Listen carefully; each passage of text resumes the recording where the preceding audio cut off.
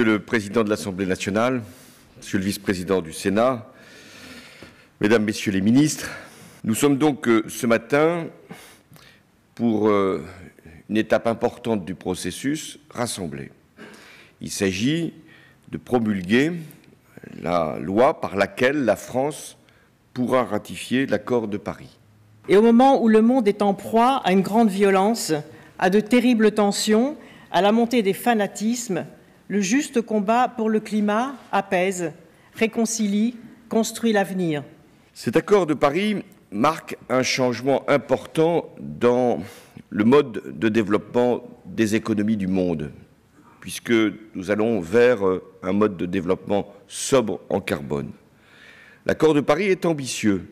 Il fixe l'objectif de réduire les émissions de gaz à effet de serre le plus tôt possible et de neutraliser leurs effets sur le climat dans la seconde moitié du siècle.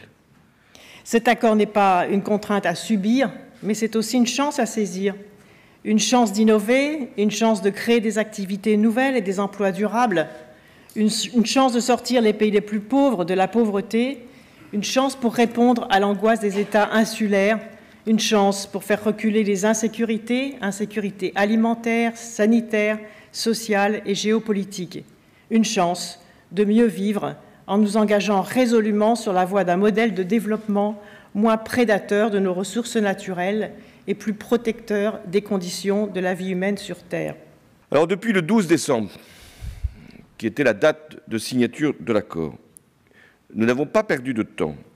L'engagement de Ségolène Royal comme présidente de la COP, aux côtés du secrétaire général des Nations Unies, a permis de réunir à New York, j'y étais, le 22 avril, 175 parties à la Convention pour signer l'accord de Paris. Jamais un accord international n'avait pu rassembler dans une première étape autant de signataires. Mais signer, c'est bien, ratifier, c'est mieux. Donc l'enjeu maintenant, c'est d'accélérer les ratifications. La Chine, l'Argentine, le Mexique, l'Australie, le Cameroun, le Mali, les Philippines ont annoncé, en plus des grands pays, leur intention de ratifier à leur tour l'accord dès cette année.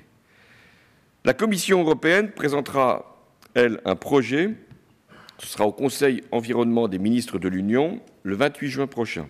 Mais c'est aussi et surtout l'agenda des solutions que la France porte dans toutes ses composantes, avec les 70 coalitions, que ce soit les énergies renouvelables, le bâtiment, la forêt, l'agriculture durable, l'eau, l'océan, et puis les grandes coalitions que vous avez formées avec les autres chefs d'État et de gouvernement, la coalition solaire, la coalition prix du carbone et la coalition du doublement des innovations. Mais il y a aussi l'immense chantier des énergies renouvelables en Afrique, dont j'ai pu mesurer les immenses attentes, et également tous les sujets liés à la lutte contre la pauvreté. Un des immenses acquis de la conférence de Paris a été d'associer aux côtés des États tous les acteurs qui pouvaient donner une impulsion à la transition énergétique. Entreprises, ONG, territoires. Et nous devons conserver cette méthode de travail pour atteindre nos prochains objectifs. Quels sont-ils? D'abord, lutter contre la désertification, aider les pays les plus vulnérables, restaurer les écosystèmes, développer les énergies renouvelables et donner un prix au carbone. Donc, donner surtout à l'accord de Paris une concrétisation. Le combat pour la justice climatique est un combat pour la paix entre les peuples. C'est donc l'honneur de la France d'être le premier pays industrialisé à ratifier l'accord de Paris pour continuer à entraîner le monde entier vers un destin meilleur.